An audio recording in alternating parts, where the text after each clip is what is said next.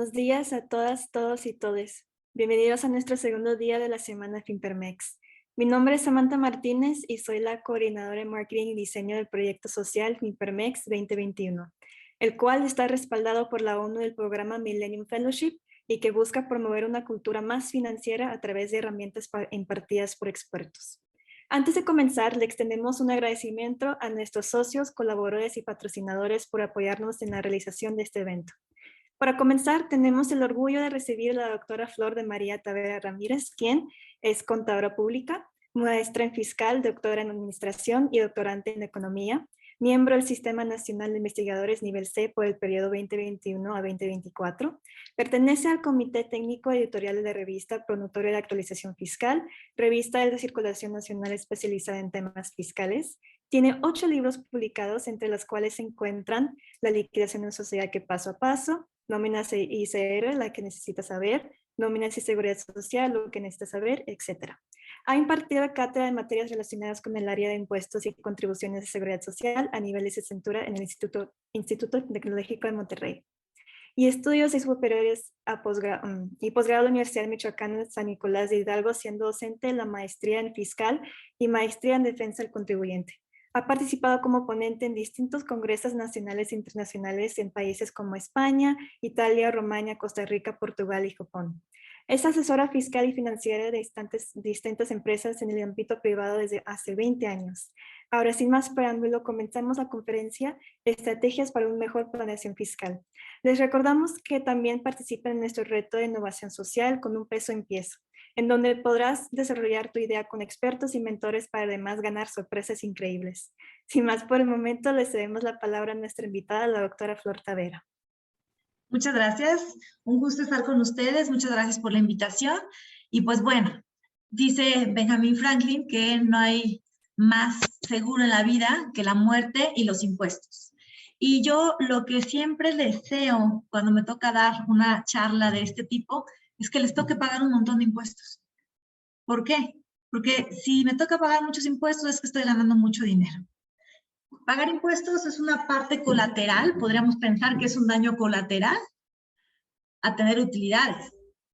Y entonces, si tengo utilidades, pago impuestos. Y si no tengo utilidades, no pago. ¿Qué preferimos? Pues yo prefiero pagar impuestos. Sin embargo, dentro del ámbito legal, hay posibilidad de disminuir esta carga tributaria. Hay posibilidad de reducir la carga, de posponerla o inclusive de evitarla por completo. Eso es planeación fiscal y no debe de confundirse la planeación fiscal con lo que es la evasión y la elusión fiscal. Bueno, pues de mis historietas favoritas está Mafalda y creo que como Mafalda realmente lo está plasmando en este momento, parte de nuestra obligación es precisamente pagar el impuesto. ¿Ustedes conocen a alguien que les guste pagar impuestos? ¿Alguien que disfrute pensando, híjole, me tocó pagar 30,000 pesos de impuestos este mes, los voy a pagar con un montón de gusto? No. Y menos en un país donde lamentablemente vemos cómo los políticos derrochan estas cantidades que nosotros con tanto esfuerzo conseguimos.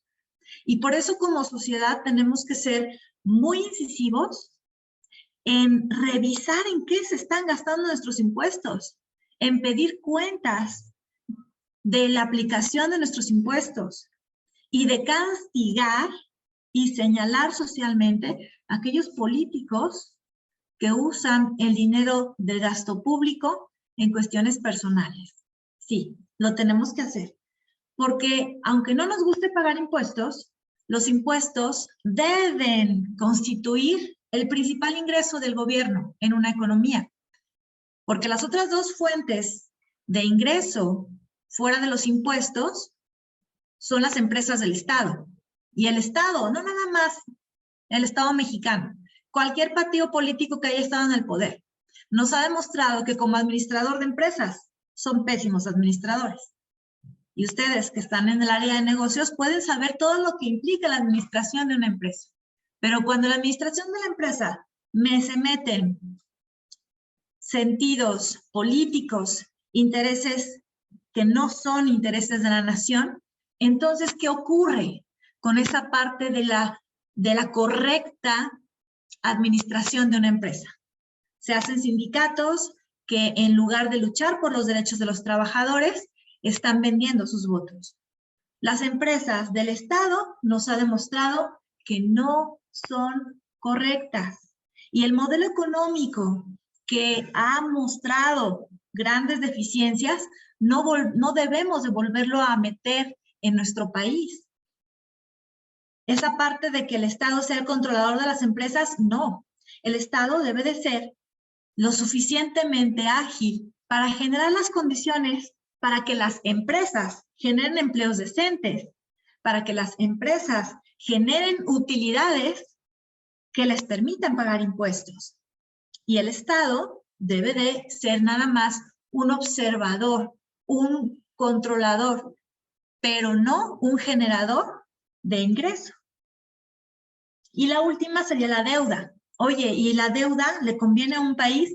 La deuda es necesaria, sí, pero de ninguna manera debe de constituir la principal forma de ingreso de un gobierno. ¿Por qué? Eventualmente la deuda se tiene que pagar y con un premio que se llama intereses. Si bien es necesaria, no debe de ser la principal fuente de ingreso de un gobierno. Entonces, ¿qué nos queda? Lo más sano, aunque no nos guste, son los impuestos. Es que cada quien aporte de acuerdo con los ingresos que obtiene. Y estos impuestos, entonces, son los tributos que se pagan al gobierno para soportar los gastos. Debe de ser para soportar los gastos públicos, los gastos primordiales de toda nación, como es la educación, la salud y la seguridad. Y entonces nosotros, como sociedad, exigir que los servicios de salud, de educación, de seguridad y todos los servicios que debe dar un Estado sean completamente de calidad. Ese es nuestro derecho como gobernados. Nosotros pagamos impuestos de acuerdo con el artículo 31, fracción cuarta de la Constitución. Y entonces tenemos impuestos no nada más a nivel federal, que son los más conocidos. También tenemos impuestos municipales e impuestos estatales. Pero nuestros impuestos deben de estar diseñados de tal manera que cubran la proporcionalidad y la equidad. Y aquí me gusta mucho platicar sobre estos dos conceptos con esta figura. Mientras que la equidad es dar a todos lo mismo, la proporcionalidad es dar a cada quien lo que necesita. ¿Y por qué hago aquí este énfasis? Porque la planeación fiscal entra desde el momento en que decidimos cómo constituirnos como empresa. Y hay veces que por desconocimiento constituimos una sociedad anónima y nos estamos metiendo cargas innecesarias porque hubiéramos podido caber en un régimen más suave y de menos carga, tanto administrativa como carga económica fiscalmente hablando. Y nosotros por falta de asesoría, por falta de acercarnos a un experto antes de ir con el notario, nos metemos a ser una sociedad anónima, cuando no es la única forma de hacer negocios, ni es la más económica, y puede ser que no sea la más adecuada para lo que queremos hacer. Entonces, una vez que nos ubicamos en una figura jurídica y nos incorporamos a un régimen fiscal, atendiendo a la proporcionalidad, a las necesidades que nosotros tengamos, ahora sí, nos va a tratar la ley igual porque somos iguales dentro del mismo régimen. Ahora, ¿qué es la planeación fiscal? La planeación fiscal es distinta a la evasión, es distinta a la ilusión, es distinto a decir no pago impuestos porque no quiero. Ya dijimos, pues yo creo que a nadie nos gusta pagar impuestos, pero es muy diferente decir voy a aplicar estrategias de planeación fiscal para disminuir mi carga tributaria, definitivamente no pago impuestos y prefiero vivir en la informalidad. La planeación fiscal entonces son aquellas estrategias que aplican los contribuyentes dentro de la ley. Estas son la palabra medular de una planeación fiscal. Para que sea una planeación fiscal debe de estar permitida por ley. Hay veces que la ley de manera explícita nos da beneficios. Y en la ley de ISR tenemos todo un título de estímulos fiscales que hay que conocer para aplicar. Por ejemplo, la contratación de personas con discapacidad, la contratación de adultos mayores. Estos son estímulos fiscales explícitos que encontramos de manera expresa en la ley. Sin embargo, también podemos encontrar beneficios fiscales implícitos en algunos tratamientos que podemos aprovechar a nuestro favor, pero porque la ley así lo permite, con el objetivo de reducir, eliminar o diferir las cargas tributarias. No es dejar de pagar impuestos por dejarlo de hacer, sino que utilizar las herramientas que la misma ley nos da, encontrar estas herramientas que nos da la ley para disminuir, para prolongar, es decir, diferir, o en el mejor de los casos, eliminar la carga tributaria, pero siempre teniendo el soporte documental que demuestre que esto es lícito, porque si hacemos una planeación, entre comillas, fiscal ilícita, eso ya no es planeación fiscal, eso es defraudación. Y lamentablemente muchos fiscalistas venden como planeaciones fiscales estrategias que implican delitos fiscales. Es necesario que diferenciemos lo que es una planeación fiscal de lo que es la evasión fiscal. Bueno, ¿por dónde comenzamos? ¿Por dónde comenzamos a hacer planeación fiscal? ¿A quién le corresponde hacer la planeación fiscal? Pues definitivamente necesitamos comenzar por elegir un excelente asesor fiscal, porque nosotros como empresarios no es nuestra área de expertise. Me ha tocado ver en la práctica muchos empresarios que son brillantes, pero que enfocan todos sus esfuerzos en dejar de pagar impuestos. Les choca pagar impuestos, a mí también, a mí no me gusta pagar impuestos y a esto me dedico. No me gusta pagar impuestos, pero sé que lo tengo que hacer. Y sé que tengo que exigir al gobierno.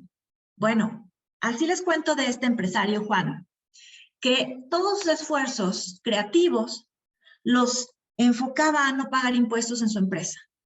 Juan ahora ya no tiene esta empresa. ¿Por qué? Porque los impuestos deben ser considerados como una parte colateral de hacer negocios. Pero ustedes como empresarios no se deben de desvelar por pensar cómo bajar la base de impuestos. Para eso deben de tener a un experto en esa área. Ustedes como empresarios deben pensar cómo voy a hacer mejor mis negocios, cómo voy a vender más, qué nueva línea de producción puedo hacer, cómo puedo disminuir mis costos, cómo voy a llegar a nuevos mercados. Pero la parte de impuestos déjensela a alguien que se dedica a asesorar fiscalmente.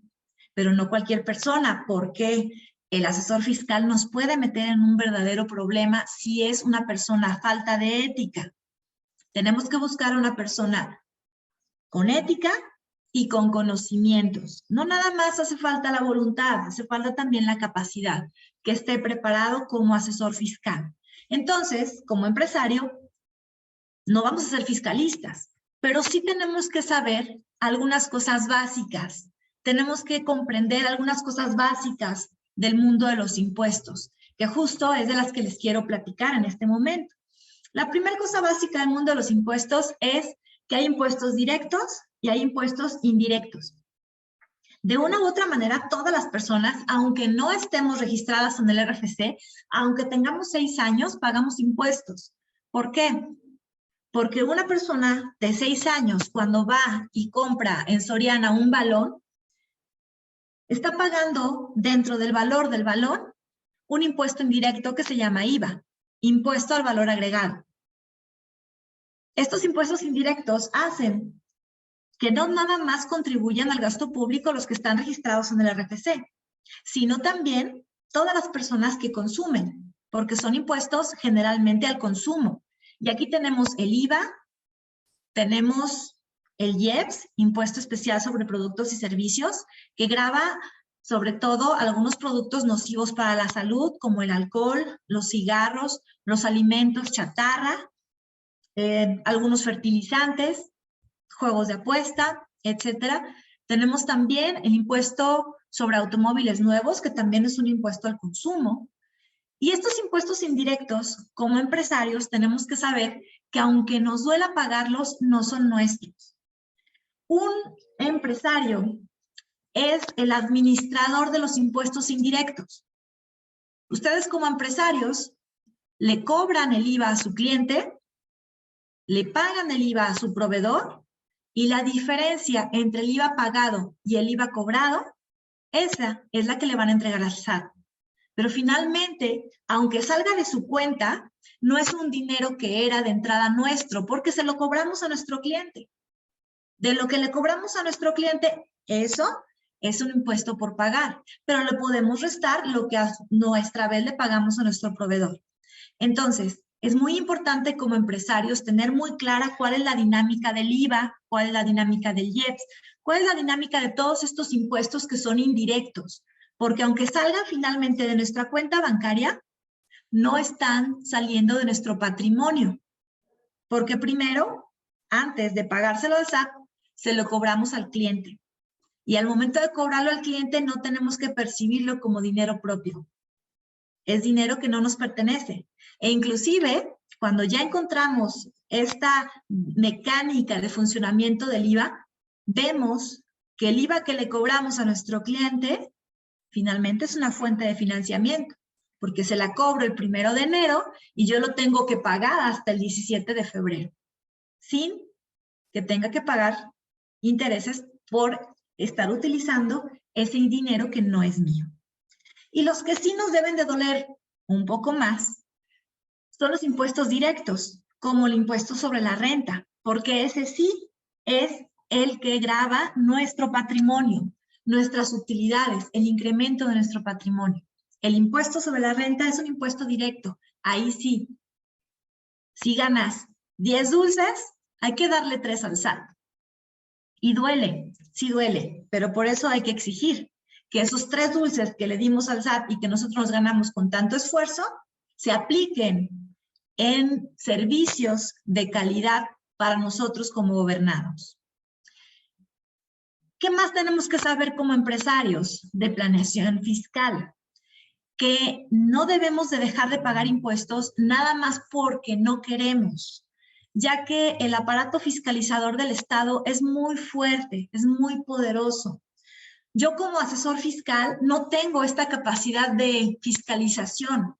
Yo como asesor fiscal no me voy a dar cuenta de todos los movimientos que tenga mi cliente si él no me lo dice. Y lamentablemente hay empresarios que creen que cuando le ocultan algo a su contador, ya se lo están ocultando a Hacienda, sintiendo que por ocultárselo al contador, Hacienda nunca se va a dar cuenta. Y la verdad es que nosotros como asesores fiscales no tenemos esta capacidad fiscalizadora tan fuerte que tiene el SAT. Por un lado, el SAT tiene esta batería de leyes fiscales que cada año se están fortaleciendo en cuanto a facultades de fiscalización para la autoridad, tanto para el SAT, el Sistema de Administración Tributaria, que es el órgano fiscalizador de la Secretaría de Hacienda y Crédito Público, directamente a través de revisiones directas, pero también a través de otras estrategias como son los depósitos en efectivo. Y hay veces que consideramos que nuestras cuentas bancarias, por no haber solicitado que fueran fiscales, son invisibles. Y no, todas las cuentas que están en el sistema financiero mexicano son completamente fiscalizables.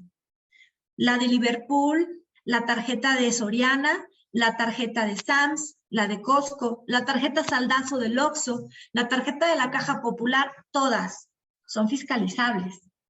Y más ahora en que se revivió para el próximo año la obligación de las personas del sistema financiero de avisarle al SAT cada mes de aquellos depósitos en efectivo mayores a 15,000 pesos que hayamos hecho en nuestras cuentas. Oye, pero entonces el SAT se va a dar cuenta cuando me depositen más de 15,000 pesos, si es en efectivo, sí. Y cada mes lo va a estar conociendo. Antes era cada año. A partir de 2022 será cada mes.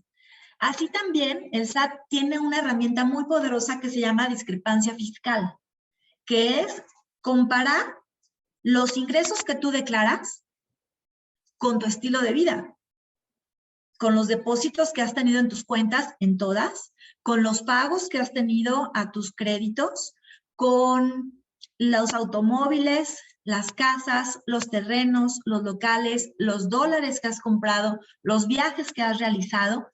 Todo eso el SAT tiene manera de conocerlo.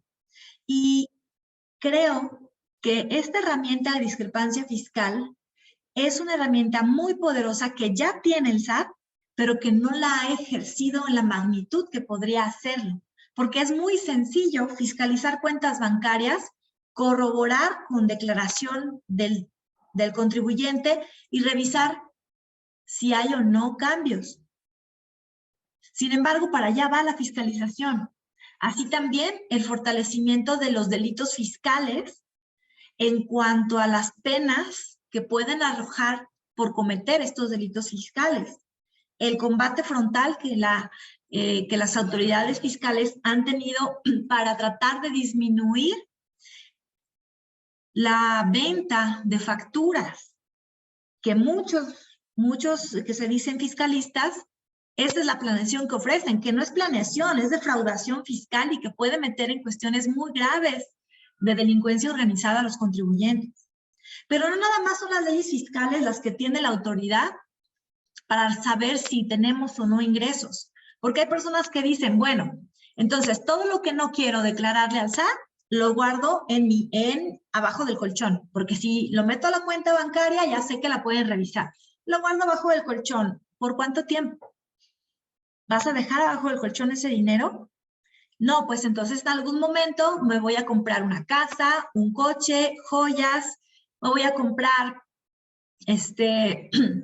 obras de arte. Bueno, pues también tenemos una ley antilavado que impide el uso de dinero en efectivo en ciertas transacciones hasta por ciertos montos y que identifica, que obliga a la persona que nos vende ese auto, que nos vende esa moto, que nos vende esas joyas, a identificarnos como contribuyentes. No sé si ustedes han ido a comprar dólares o euros y les piden su credencial de lector. Bueno, pues la venta de divisas implica emitir un comprobante fiscal digital por internet, aunque nosotros no lo solicitemos, en donde en un complemento se establece quién es el que está comprando. Y oye, pero yo sé que tienen muchas personas cuentas en el banco y que no están registradas en el SAT. Sí, hay muchas personas y no les ha pasado nada y tal vez nunca les pase.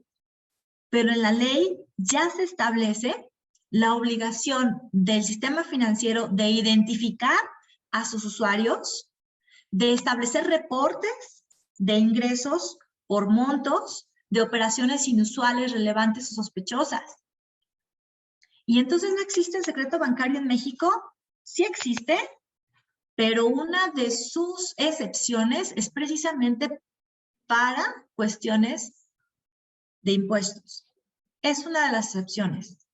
Oye, bueno, entonces yo tengo doble nacionalidad, voy a meter mi dinero en Estados Unidos, ¿no? Hay tratados para evitar la doble tributación, hay convenios de intercambio amplio de información con muchos países. México es de los países que más convenios tiene celebrados a nivel mundial. Entonces, con esto no quiero asustarlos. Quiero que tengan el panorama de lo fuerte que es el aparato fiscalizador del Estado y que si actualmente hay personas que tienen cuentas bancarias muy abultadas, como seguramente ustedes conocen a más de uno, y que no paga impuestos, pues qué bueno que nunca le ha pasado nada. Pero el hecho de que nunca le haya pasado nada no quiere decir que nunca vaya a pasar. Y es nuestro deber como asesores fiscales que tengan como empresarios ustedes este panorama amplio para cuidar su propio patrimonio. Lo siguiente que tenemos que conocer como empresarios es la importancia de decidir si voy a hacer negocios como persona física o como persona moral. Hay veces que nos decantamos de entrada por una persona moral para tener como un poquito más de presencia sólida en el mercado. Sin embargo, podemos igualmente trabajar con nuestro propio nombre. Y fiscalmente hablando, hay algunos beneficios. Hay menor carga tributaria para personas físicas sobre personas morales. Y si somos personas físicas, podemos trabajar con una marca, ¿sí? Podemos hacer uso de nuestra propia marca, registrarla y mostrar una marca, ser los propietarios de una o de varias marcas, inclusive de nuestra propia marca personal. Registrar ante el INPI, registrar nuestra marca Flor Tavera como nuestro propio branding. ¿Podemos hacer negocios como persona física? Sí. y económicamente, hablando en términos fiscales, es más barato que hacer negocios como persona moral. Seamos persona moral cuando en realidad vamos a tener socios, cuando en realidad vamos a tener que poner por escrito quién aporta a quién, cómo se va a distribuir los dividendos, cómo se va a liquidar la sociedad, cómo se va a llevar el control de la sociedad. Pero si nuestro socio va a ser nuestro papá, nuestra mamá, nuestro esposo, nuestra esposa o un amigo, nada más que me preste el nombre para poder ser dos personas en la sociedad anónima, no, esa no es la mejor opción. Podemos ser fácilmente personas físicas. Inclusive, cuando comencemos, volteen a ver la copropiedad, que permite seguir tributando como personas físicas a los copropietarios y tener por escrito un contrato que diga cómo se va a llevar a cabo la negociación. Dentro de persona moral, si ustedes optan por ser persona moral, que conozcamos como empresarios que no nada más existe la sociedad anónima, porque llegamos con el notario a pedir una sociedad anónima y el notario pues no es un asesor, el notario va a dar fe pública de lo que nosotros le pidamos, pero no es su obligación darnos asesoría de cómo nos conviene más constituirnos. Y en la práctica hay un sinnúmero de sociedades anónimas que debieron haber sido sociedades civiles y que por el hecho de meterse en sociedades anónimas, otra vez, vienen cargas tributarias más fuertes. Entonces, personas morales, hay bastantes, hay diferentes. En primer lugar, tenemos a las no contribuyentes. Pues a todos nos gustaría estar ahí porque no pagan impuestos, pero no todos podemos estar ahí. Sin embargo, muchos de sus emprendimientos pueden caber en no contribuyentes. No todos, pero sí muchos de sus emprendimientos porque se tiene un espíritu social muy fuerte. En mi experiencia con los alumnos del TEC de Monterrey, los principales emprendimientos van en cuestiones altruistas, de apoyo social, que fácilmente pueden caber en una no contribuyente. Que sí, cada año, el año pasado y este año se les ha estado apretando en cuestiones fiscales porque lamentablemente hay personas que han hecho mal uso de estas figuras en beneficio propio y en perjuicio del fisco, sí, pero no contribuyentes tiene que seguir habiendo. Y seguirá habiendo un trato preferencial. Y si cumplimos las reglas, podemos ser no contribuyentes. Un ejemplo de no contribuyentes, colegio de profesionistas. También hay sociedades civiles. Si nosotros queremos hacer no una empresa que se dedique a comprar y vender a la especulación comercial, sino que dé asesoría, que dé consultoría, podemos ser una sociedad civil. Y también nos encontraremos a cargas administrativas y fiscales más pequeñas que si fuéramos una sociedad mercantil. Y si decidimos ser una sociedad mercantil porque nosotros vamos a tener un fin comercial, un fin de especulación, pues saber que más allá de la sociedad anónima existen otras figuras. La primera podría ser una sociedad por acciones simplificada, en donde nos ahorramos la constitución a través de un fedatario público y de entrada ya son 8,000 pesos menos. Y la agilización de los trámites también son interesantes sobre el resto de las sociedades. Y cuando ya lleguemos a los 5 millones de pesos de facturación en un ejercicio, vamos a migrar a otra sociedad. Puede ser una sociedad anónima promotora de inversión. Ustedes que hacen tanto relación con otras instituciones, claro que podemos buscar invitar a más inversionistas, sin llegar a ser todavía una sociedad anónima bursátil. El paso previo es una sociedad anónima promotora de inversión que agilice la entrada y salida de inversionistas en nuestra empresa. Pero vamos por pasos. No vamos a querer llegar a ser SAPI en un primer momento. Así también, si nuestra actividad es agrícola, ganadera, pesquera, silvícola, busquemos otra forma jurídica específica para las sociedades agrícolas, como puede ser la sociedad de producción rural. Con esto quiero que conozcamos que no nada más existe la sociedad anónima, sino que hay otra gama de sociedades que pueden ser mejores para nuestros fines. Las generalidades de las personas morales, las contribuyentes, tasa del 30% directa. Y habrá, a partir de 2022, un nuevo régimen que se llama nuevo régimen de confianza, bueno, no se llama nuevo, se llama régimen de confianza, es régimen simplificado de confianza, que tiene también ventajas para las personas morales porque tributan a flujo de efectivo. Actualmente, las personas morales tributan con base de vengada, es decir, lo que facturen, se los hayan pagado o no, se tiene que pagar impuesto. Pero con este nuevo régimen se tributará a flujo de efectivo todas aquellas personas morales que tengan ingresos menores de 35 millones de pesos. Así también tiene la ventaja de que tienen mayores porcentajes de deducción de inversiones. Ahora, ¿sobre qué se causa el ISR? De manera general, el ISR se causa ingresos menos deducciones, de tal manera que cuidando que sean deducciones autorizadas, cuidando la deducibilidad de nuestras erogaciones, nunca va a ser más alto el impuesto que nuestra ganancia, nunca. Y entonces no le tengamos miedo al impuesto, porque nunca va a ser más alto que nuestra ganancia. Sin embargo, sí tenemos que cuidar que las deducciones sean correctas. Me ha tocado asesorar empresas que llegan con problemas fiscales muy graves porque no cuidaron la deducibilidad de los gastos.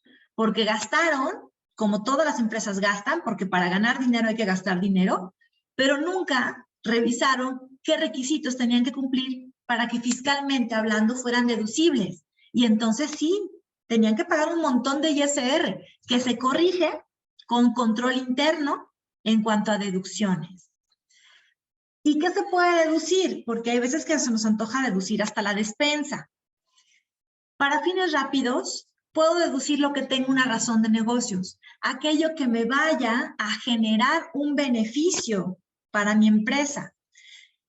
No, aquí entra mucho también lo que es la creatividad del asesor fiscal para vincular o para darle razón de negocios a los gastos.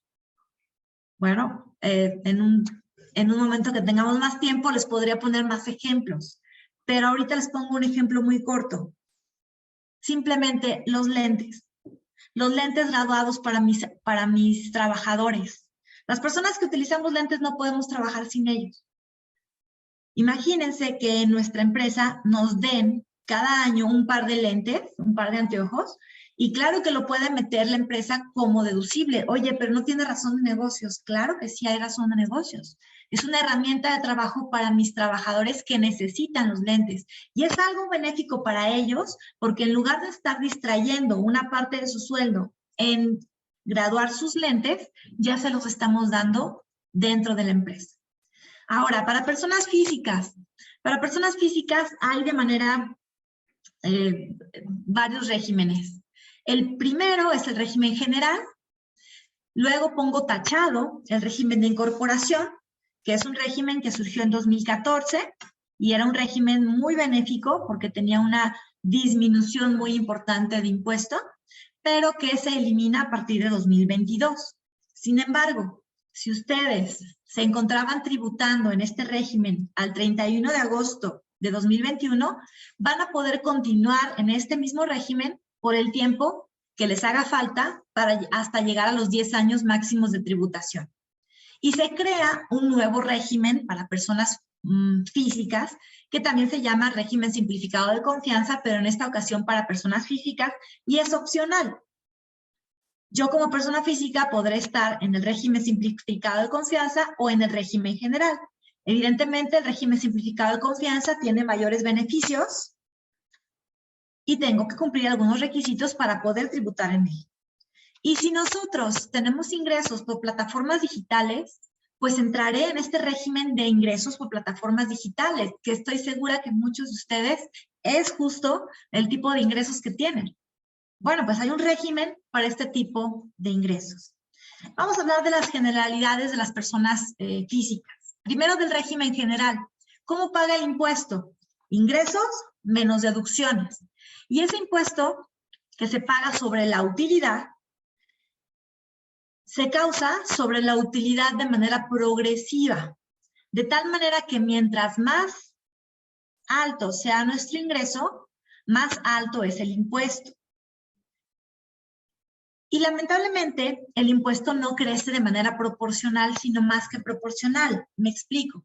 Hay veces que pensamos que si gano 100 pesos de utilidad y pago 10 pesos de impuesto, cuando gane 200 voy a pagar 20 pesos. Y no, cuando gane 200 voy a pagar 28 pesos. Ya no 100, ya no 10, 28.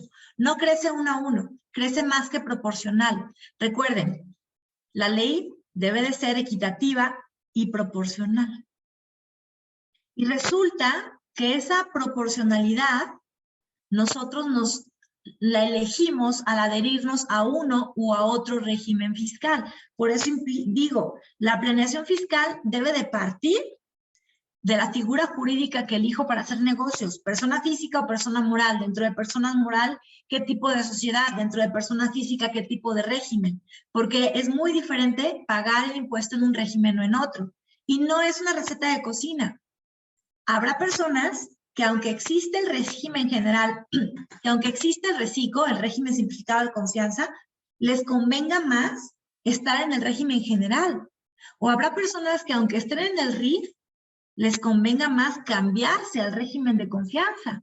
Y por eso necesitamos tener un buen asesor, porque nosotros como empresarios sí tenemos que estar al pendiente de nuestros impuestos, pero no somos los que tenemos que tener todo el conocimiento sobre impuestos. Por eso hay que hacernos llegar de un experto en esta materia.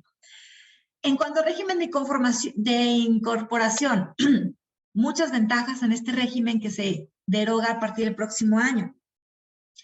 La mayor era un porcentaje de reducción de impuestos del 100% en el primer ejercicio.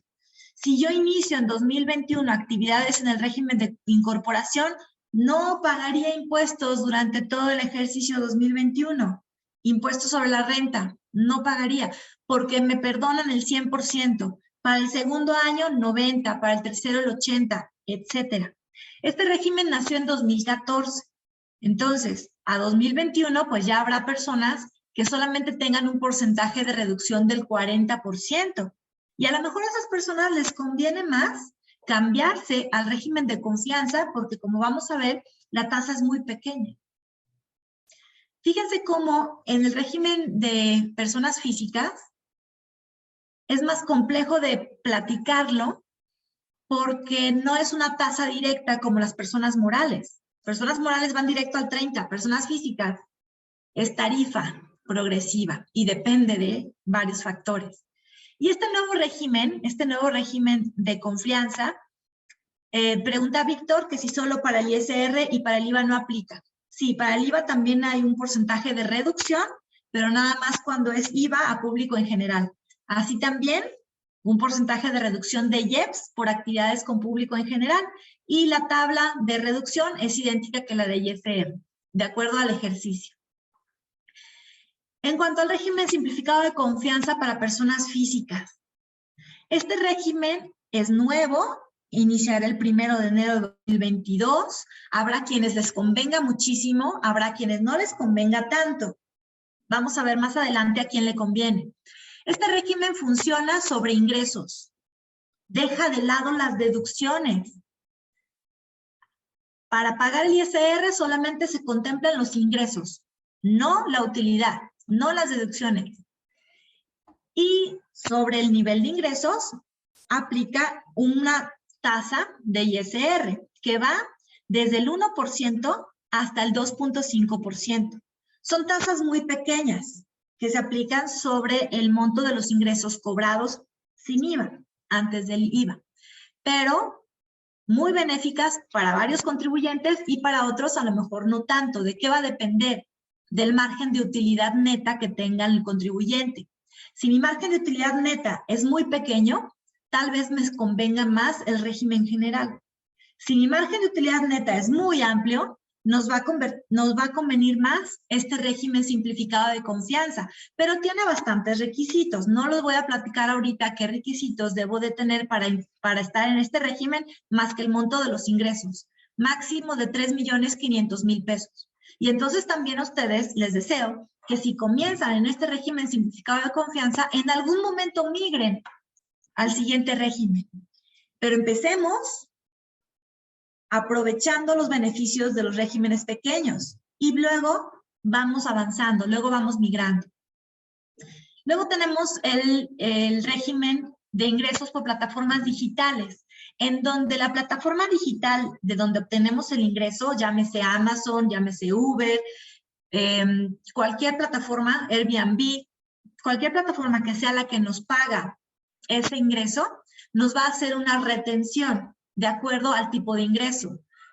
Por servicios de transporte terrestre o de entrega de bienes, un 2.1%. Por servicios de hospedaje, un 4%. Por enajenación de bienes y prestación de servicios, un 1%. Pero esta es la retención. El impuesto sería igual la tabla que vimos para régimen general. Y entonces les presento una comparación entre todos los regímenes fiscales, porque nuestra primera estrategia de planeación es ubicarnos en el que se adecúa a nuestra actividad. Y entonces, si su actividad les permite ser no contribuyente, estaría maravilloso, porque para un remanente, los no contribuyentes no tienen utilidad, sino remanente, para un remanente de 200,000 pesos calculado con una utilidad neta del 10%, no tendríamos que pagar un solo peso de impuesto. ¿Por qué? Porque nuestro objetivo no es generar utilidades en este tipo de instituciones. Generalmente no se tiene ni siquiera remanente. Pero si somos personas morales, sobre una utilidad del 10%, una utilidad neta del 10%, estaríamos pagando una tasa de impuesto directa del 30%. Esto es 60,000 pesos, lo cual equivale a una tasa efectiva de un 3% sobre el ingreso. Ahora, si somos personas físicas, sobre esa misma utilidad, no pagaríamos una tasa directa del 30%, sino entramos a una tarifa. Y gracias a esa tarifa que es progresiva, nuestra tasa de impuesto es menor al 30%. Y en lugar de pagar 60,000 pesos, vamos a pagar 25,426 pesos. Fíjense cómo ya vemos la diferencia o los beneficios entre ser una persona física y ser una persona moral. Pero todavía más si soy una persona moral, una persona física del régimen de incorporación. Por mi primer año de tributación, ni siquiera voy a pagar 25,426, voy a pagar 0, porque así está diseñado ese régimen que va a eliminarse a partir del 1 de enero. Y entonces va a crearse este nuevo régimen simplificado de confianza, en donde dijimos que tiene bastantes beneficios, pero que a las personas que tengan una utilidad neta pequeña, les convendrá más el régimen general, como estoy mostrando en este ejemplo. Para una utilidad neta del 10% sobre ingreso, le conviene más pagar el impuesto en régimen general, porque si aplica el régimen de confianza, le toca pagar un 2%, pero no sobre la utilidad, sino sobre el ingreso, y estaría pagando 40,000 pesos. Mientras que en el régimen de plataformas digitales, bueno, el impuesto será igual que en el régimen general, pero de aquí voy a poder acreditar las retenciones que las plataformas digitales me hicieron. Veamos esta comparación ahora ya con un margen más grande, ya no con un margen del 10%, sino con un margen de utilidad neta del 20%. Este margen de utilidad neta del 20% nos genera ahora, para el mismo ejemplo, una utilidad de 400,000 pesos. Si soy no contribuyente, no tendría que pagar impuestos, siempre y cuando siga todas las reglas aplicables a los no contribuyentes. Si soy persona moral, sociedad anónima, sociedad por acciones simplificada, etcétera, tendría que pagar el 30% sobre 400,000. Estos son 120,000. Y otra vez veo que me conviene más ser persona física porque no va a una tasa directa, sino a una tarifa. Una tarifa progresiva, sí. ¿Se acuerdan que dijimos, si gano 200,000 pesos, pago 25,000? Y entonces podríamos pensar, pues cuando gane el doble voy a pagar el doble. Cuando gane 400,000 voy a pagar 50,000 de impuestos. Aquí está la comprobación de que no es así. Si mi utilidad se va al doble, a 400,000, mi impuesto no se va a 50,000, se va a 69,000. Crece más que proporcional, pero aún así es más pequeño que el de una persona moral. Y si soy el régimen de incorporación en mi primer año de tributación, me olvido de pagar 69,000 pesos, no pago nada.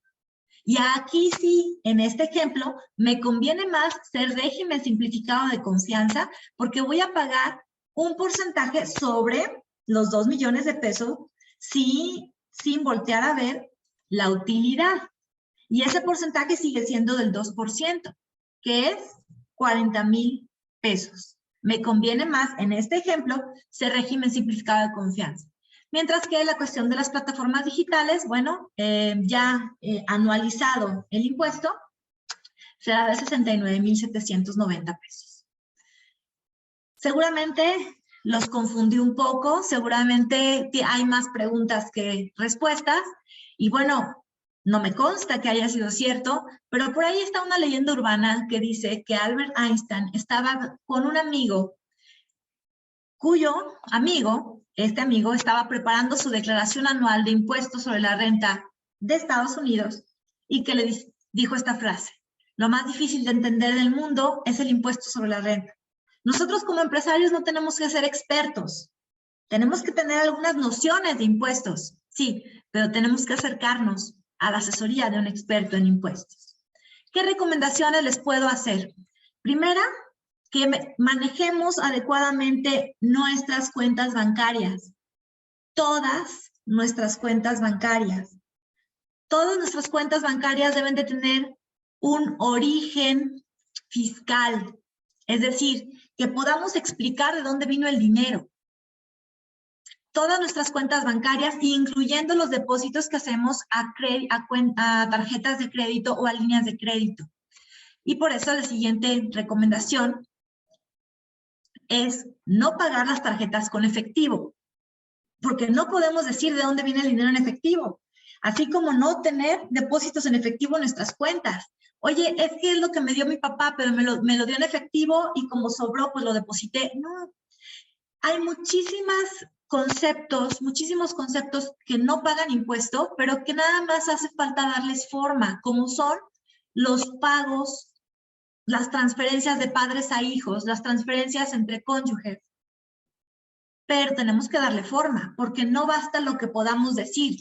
Lo que importa es lo que podemos comprobar. Si yo puedo comprobar que ese dinero me lo depositó mi papá, no habrá problema. Pero si es un hecho que el dinero me lo depositó mi papá, pero resulta que no lo puedo comprobar, voy a tener que pagar impuesto por ese depósito. No pagar entonces las tarjetas con efectivo, así también no prestar líneas de crédito. Nada de que yo compro todos los boletos del concierto y luego me los pagan, no. O depositen a mi cuenta lo del gasto de la fiesta de graduación y de ahí lo pagamos, no. O depositen a mi cuenta lo de la asociación de colonos porque nos dio flojerita constituir una sociedad de colonos y le depositamos al presidente, lo estamos metiendo en un problema. Ah, bueno, entonces en vez de depositarme a mí, pues deposítenle a mi esposa o a mi hijo. Pues estamos trasladándole el problema a la esposa o al hijo. También como recomendación, no dar a nadie el certificado de firma electrónica. A partir del 1 de enero de 2022, será obligatorio que todos los mayores de 18 años tengan una firma electrónica. ¿Por qué? Porque ha habido mucho robo de identidad, muchísimo robo de identidad. Con esto se pretende disminuir el robo de identidad. Y si bien este robo se ha hecho sobre todo a personas que no han tenido la fortuna de prepararse, no han tenido la fortuna de estudiar, y todos los aquí presentes nos podemos considerar afortunados porque tenemos una preparación, pues no estamos exentos de que en algún momento nos puedan robar la identidad. Y no tenemos que ser confiadotes con nuestra firma electrónica. La firma electrónica es un registro biométrico, nos toman las huellas, nos toman el iris, nos toman foto, así también la firma autógrafa, y nos generan un certificado que funciona junto con una llave que nada más tenemos nosotros y con una contraseña.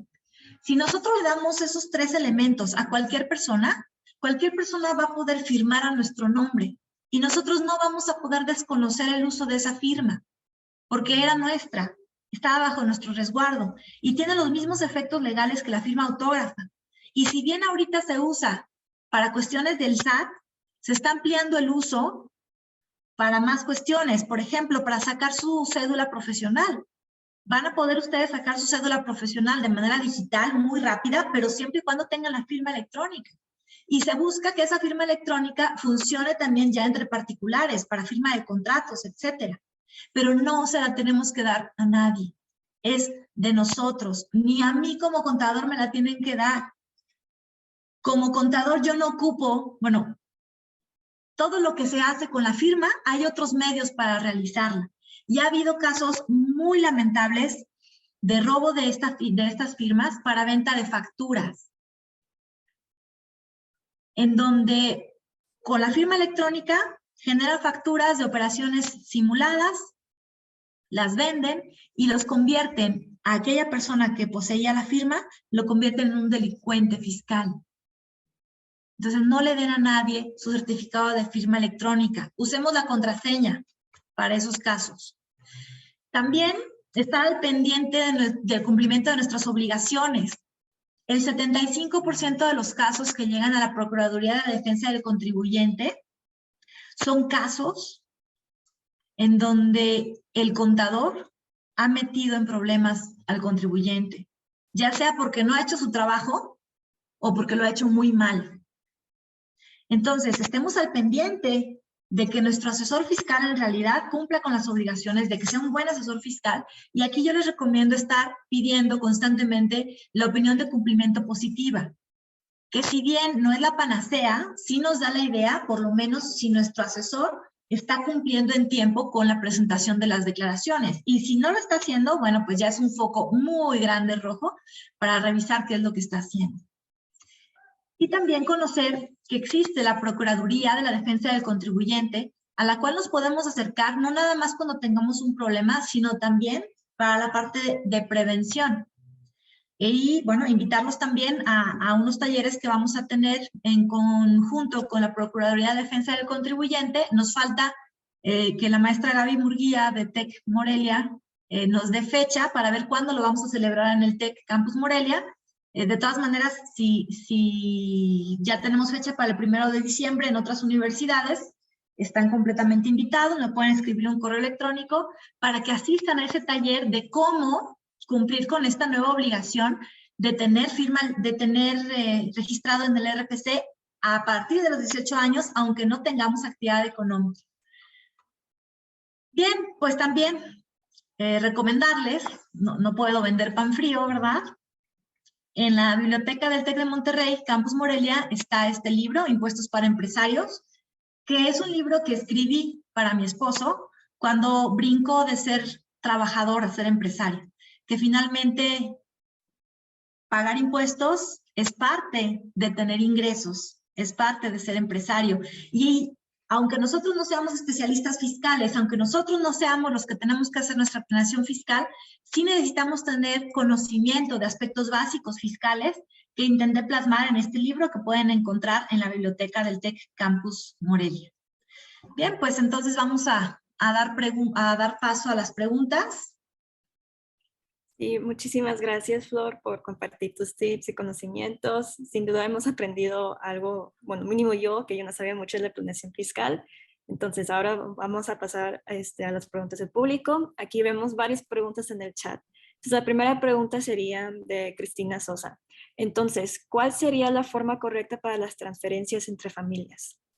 Bien, la forma correcta es que sean precisamente transferencias, ¿sí? Transferencias o cheques, que no sean depósitos en efectivo de ninguna manera. ¿Por qué? Porque cuando es transferencia o cheque, se puede rastrear de dónde viene el dinero, ¿sí? Entonces, esa sería la forma correcta, que sean transferencias, que se haga a través del sistema financiero y evitar definitivamente el uso de efectivo. Esas transferencias que luego se hacen a través de money order o a través de estos esquemas que no son financieros, también evitarlas. Que haya que se pueda rastrear de qué cuenta vino, demostrar de qué cuenta vino. Y ojo, no todos los familiares, ¿sí? Porque hay muchos familiares que le depositan, el hermano le deposita a la hermana para que le dé el dinero a la mamá. No, porque la transferencia entre hermanos, si no está contemplada como excepción de discrepancia fiscal. Solamente la transferencia entre ascendientes y descendientes, es decir, padres a hijos, hijos a padres, o esposos, pero no entre hermanos, ¿sí? Entonces, que sea con esta limitante de relación. Muchísimas gracias. Aquí Angie Corona nos pregunta, ¿hay un tope en el que no se meta en problema en transferencia entre familia? No, la ley no establece un tope. Aquí nada más yo lo que sí sugiero es que si son montos grandes, sobre todo por donaciones, o sea, si son 10,000 pesos para manutención, bueno, pues, no estamos hablando de cantidades muy grandes. Pero si ya estamos hablando de lo que llamamos herencia en vida, ¿no? Ah, pues sale 2 millones de pesos de herencia en vida. No, ahí sí que haya un contrato de donación, ¿sí? Atendiendo al monto, que exista un contrato de donación para que le demos fuerza legal a esa acción. Ah, mira, esta pregunta es muy interesante, de Elisa González. ¿Dónde podemos sacar nuestra firma electrónica si ya somos mayores de edad? Bien, para sacar nuestra firma electrónica hay que hacer una cita en el SAT. Las citas han estado muy escasas, sin embargo el SAT acaba de hacer pues todo un programa como de fila electrónica para que te avisen cuando ya hay citas. Entonces métanse a la página del SAT, www.sat.mx, y ahí vayan cazando las citas. Y les recomiendo mucho este taller que vamos a dar en varias universidades, no nada más en el TEC de Monterrey. Para el 1 de diciembre tenemos fecha en la Universidad Vasco de Quiroga. También para inicios de diciembre tenemos fecha en la Universidad Michoacana y todos son en línea. Entonces me pueden escribir un correo porque todavía no tenemos fecha para celebrarlo en el TEC de Monterrey. Me pueden escribir un correo y yo con gusto les comparto las ligas para que entren a este taller en donde vamos a hablar de cómo registrarnos en el RFC, cómo sacar nuestra firma electrónica para todos aquellos que ya son mayores de edad. Muchísimas gracias. Ahorita le mandamos la información. También tenemos pregunta de Omar Santoyo que nos pregunta, si yo le deposito a mi mamá para pagar un servicio y era deducible el gasto, para evitar la discrepancia fiscal o si el SAT lo detecta, ¿basta con comprobar que se regresó el dinero? Es decir, tomarlo como préstamo. Ah, ok. Esa pregunta es muy buena. Hay muchas veces, bueno, todas las preguntas son buenas, pero esa está tocando un tema que se me faltó decir. Hay muchas veces que me dice mi hermana, a ver, ¿sabes qué? Tú vives en Morelia y está el Buen Fin y yo quiero una tele. Entonces, ahí te van 20,000 pesos, te voy a depositar en efectivo 20,000 pesos para que me compres mi tele. Pues yo le compro la tele y resulta que yo me estoy metiendo en un problema porque no tiene un origen fiscal esos 20,000 pesos porque me los depositó en efectivo. Entonces, lo que tenemos que hacer es darle formalidad. Evitar estar haciendo cosas buenas que parecen malas. Y para el SAT eso parece malo. Entonces, ¿qué es lo que tengo que comprobar? Primero, que en realidad me depositó mi hermana. Que no me deposite en efectivo. Que me haga una transferencia. Y segundo, pedir una factura a nombre de mi hermana por la compra de esa televisión. De esa manera, puedo comprobar yo fehacientemente que el dinero que me depositó mi hermana fue para hacer un gasto por cuenta de ella. Que no fue un ingreso mío, sino que me lo dio para comprar una tele. Y el comprobante es la factura de la televisión a nombre de mi hermano. Entonces, esa es la manera para llevar a cabo esto que comenta Omar. Súper bien. También les aviso al público de que si quieren participar, también el chat está súper bien, pero si quieren ustedes levantar la mano y abrir su micrófono, adelante, nada más tienen que levantar la mano. Entonces, la siguiente pregunta es de Gabriel Oyarzabal, que nos dice, muchas gracias por la exposición, Flor. Pregunta, ¿existe una herramienta para las personas morales para sus proyectos de expansión y crecimiento en la que su ahorro es 100% deducible, llamada seguro de persona clave? ¿Qué opinión tiene al respecto? El seguro de hombre clave es muy bueno, es una estrategia muy, muy buena. Yo la recomiendo mucho, pero hay que considerar que esa es una estrategia que difiere el impuesto, ¿sí? Porque de entrada es deducible al 100%, pero cuando se concreta el riesgo amparado, el ingreso es acumulable. Entonces es una estrategia muy buena, pero no elimina el impuesto, lo difiere, ¿sí? Entonces, pero esa estrategia combina la parte fiscal con la parte operativa. Sí es una estrategia fiscal, pero sobre todo hay que verlo como una estrategia operativa precisamente para proteger la pérdida de una persona que es vital dentro de la empresa. Muy Adelante. bien. Adelante, Sonia, que tiene levantada la mano. Sí, muchas gracias. Tengo como 2, 3 preguntas, por favor, Flor. En Recico, ¿habrá deducciones personales? O sea, ¿se podrán aplicar deducciones personales cuando se haga la anual, la declaración anual? Ajá, este régimen está contemplado nada más sobre ingresos. Elimina cualquier deducción, incluso las personales, como está ahorita expresado en la ley. Sin embargo, les platico que cuando inició el régimen de incorporación fiscal, en la ley estaba muy estricto, pero muy estricto. Y luego se fue soltando, se fueron haciendo amplitudes a través de miscelánea y después se incorporaron estas amplitudes a ley. Entonces, ahorita que está muy estricto, el régimen simplificado de confianza no permite hacer deducciones personales del anual. Pero no descarto que en un futuro lo puedan permitir. ¿Sí? Ahorita como está el texto de la ley, que ya está publicado el texto como queda, no está permitido las deducciones personales en la anual. Pero ¿Cuál es entonces, el argumento? perdón, entonces no se haría anual como, bueno, Sí. en el pasado con los Repeco, que no hacíamos declaración anual porque ya teníamos una tarifa fija. Ajá, no, sí sería un anual. ¿Por qué? Porque los pagos mensuales son individuales. Entonces, tú pudiste haber tenido 100,000 pesos de ingreso en enero y estar a una tasa. Y luego en febrero te fue mejor y tuviste 200,000. Y luego en marzo ya nada más tuviste 50,000. Y entonces cada mes estuviste fluctuando entre tasas. Entonces, sí hacemos una declaración anual en donde se sumen todos los ingresos y aplique ya nada más una sola tasa.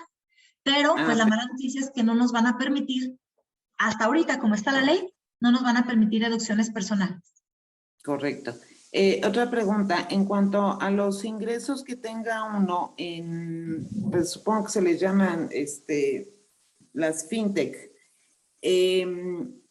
ya sea a través de, bueno, cualquiera de las wallets, Bits o Taurus, blockchain, etcétera, etcétera, que vienen siendo, pues no sé cómo llamarle, como dividendos, por decir, si hace uno trading, o si compra uno Bitcoin, si obtiene uno alguna utilidad, pues va a llegar el momento en que tenga yo que bancarizar esos ingresos, porque pues no hay muchas maneras de disponerlos. Hay algunas wallets que sí cuentan con una tarjeta de débito y bueno, pues se supone que por ahí puede uno hacer uso de ese dinero.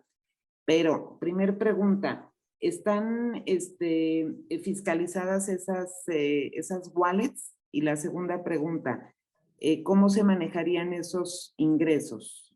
¿Como dividendos, como ingresos mensuales o cuál sería lo ideal? Bien, sobre la primera pregunta es no. Todavía no están fiscalizadas. Todavía no. ¿Cuándo se fiscaliza? Cuando se bancariza. ¿Sí? Okay. Ahí es cuando se fiscalizará. ¿De qué otra manera la puede fiscalizar? Cuando se puede hacer uso de esas tarjetas como si fueran tarjetas de regalo, ¿sí? Ahí también estarían fiscalizables cuando se pueda hacer uso de las tarjetas. Pero en tanto no se bancarice o en tanto no se pueda hacer uso, todavía no está contenido en nuestra legislación. Lo van a meter, claro, sí lo van a meter, pero se van a estar tardando un poquito, así como se tardaron en meter los ingresos por plataformas digitales, pero sí lo van a incorporar. Ya, de hecho, pues ya, no nada más en México, sino pues todos los países están viendo cómo incorporar este tipo de nuevas formas de hacer negocio a la cuestión fiscal. ¿Y cómo pagarían? Bueno, pues depende de bajo qué figura estás haciendo el negocio. Si estás teniendo el ingreso tú como persona física, si a lo mejor en algún momento lo estás teniendo como persona moral, y bueno, dependerá de ese régimen en el que estés, de tus demás ingresos, cómo sería que determinaras este impuesto. Pero todavía no está contenido en la ley tal cual para ese tipo de ingresos. Sí, pero ¿Cuándo causa? Por ejemplo, cuando se bancariza. Ok, al bancarizarlos entonces, lo manejaría como ingresos de manera mensual o como dividendos de manera anual, como se hace actualmente con un banco, ¿verdad? Si yo tengo, no sé, un pagaré, pues bueno, ahí sí ellos me retienen el impuesto sobre la renta. Y al final, en la anual, pues ya se hacen las cuentas, ¿no? SAT y yo hacemos nuestras cuentas. Ahorita Pero, como quedaría sería en el capítulo de otros ingresos, dentro del capítulo de otros ingresos, ¿sí? Si no tenemos una actividad empresarial como tal, quedaría en ese de otros ingresos. ok, correcto, muy bien. Y en cuanto a la firma electrónica que comentabas, que toda persona mayor de 18 años la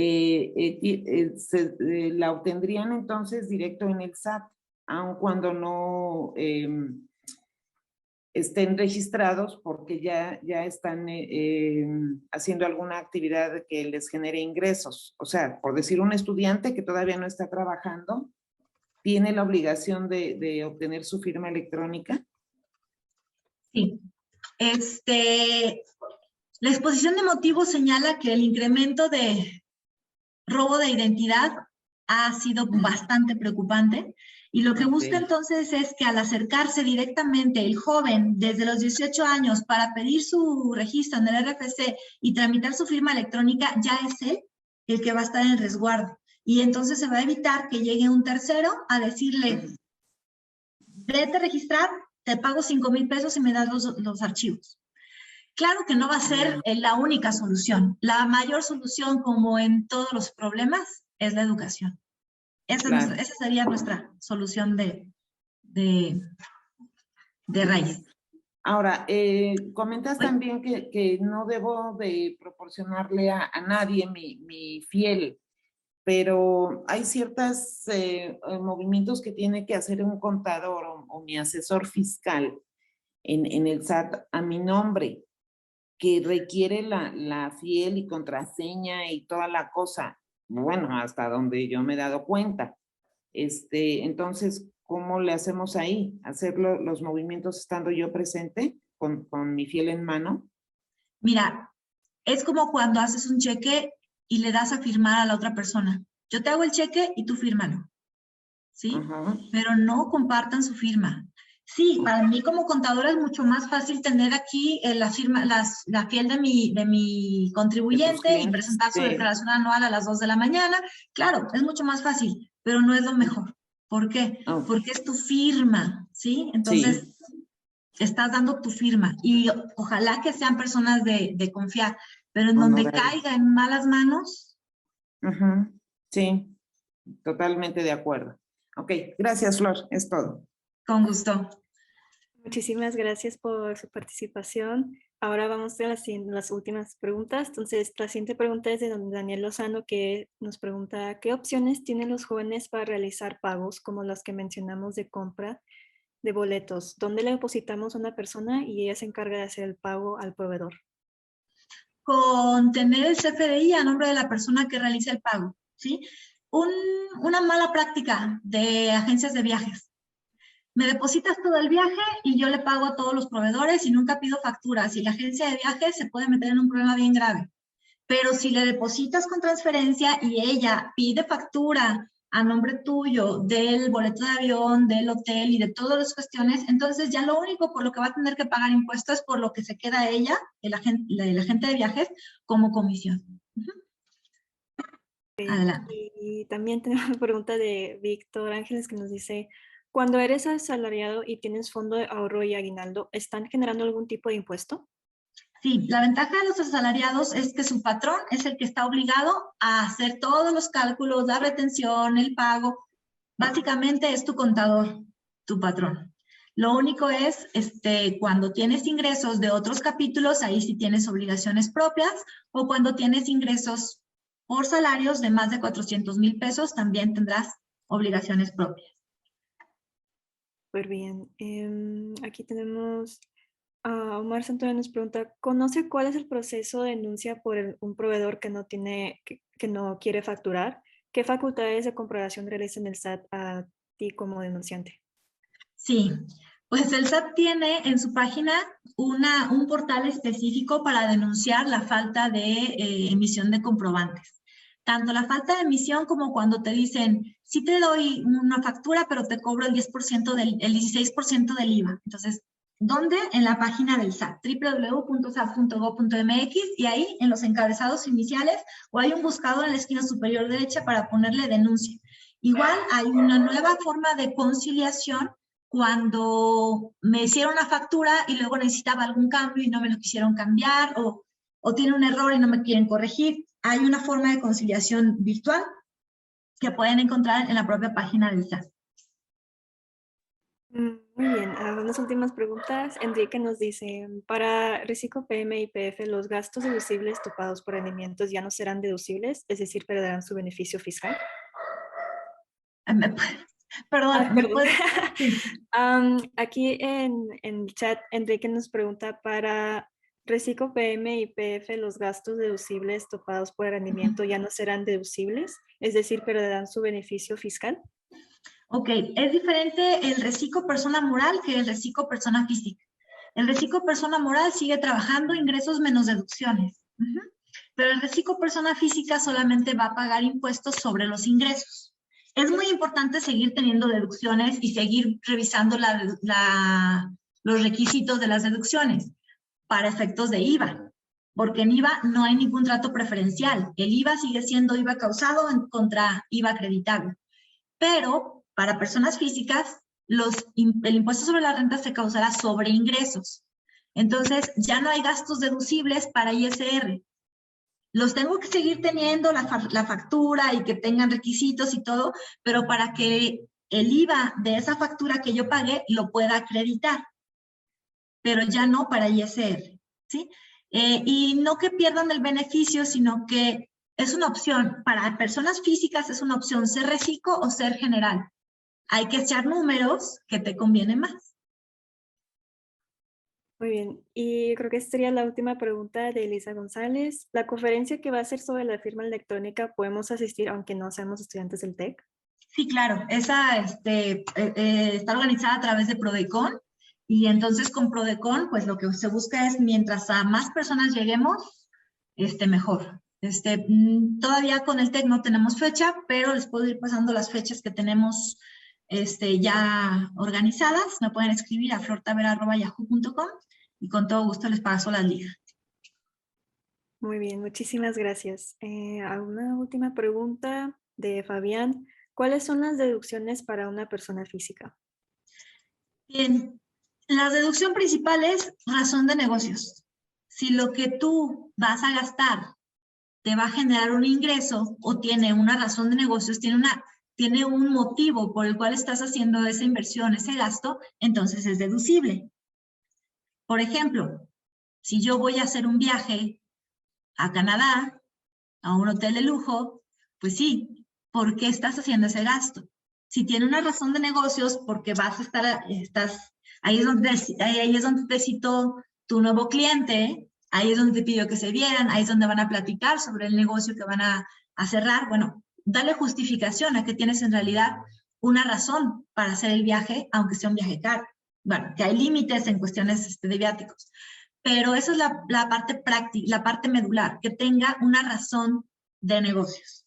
Y considerar que este nuevo régimen simplificado de confianza no tiene deducciones. Sin embargo, no es que ya no sean importantes las deducciones, no es que ya no tenga que tener deducciones o que me valga lo de la razón de negocios, no, porque para IVA sigue teniendo que tener requisitos y uno de ellos es que tenga razón de negocios. Entonces, ¿qué puedo deducir? Aquello que puedas justificar porque lo hiciste para bien de tu empresa. Adelante. Muchísimas gracias. Yo creo que ya terminó el tiempo de las preguntas. Si ya no hay otra pregunta, muchísimas gracias. Tuvo una excelente exposición, doctora, para compartir toda la conferencia del día de hoy. creo que es muy importante que todos nos demos cuenta de la importancia de los impuestos, ya sea para individuos, ya emprendedores, empresas, etcétera, porque no nada más nosotros como, bueno, personas de negocios, pero también todas las personas de todas las carreras, de todas partes puedan aprender y pues saber pues utilizarlo en sus vidas diarias. Entonces, muchísimas gracias. Y entonces ya cierro a conclusión esta conferencia. Gracias a todas, todos y todes por su asistencia y esperamos que sigan disfrutando de esta edición 2021 de FinPerMex. Nos vemos pronto y estén atentos a nuestras redes sociales para que conozcan más sorpresas, talleres y conferencias. Ahorita les mandamos toda la información que nos mencionó la doctora Flor de las siguientes conferencias que ella va a dar. Muchas gracias, hasta pronto. Muchas gracias.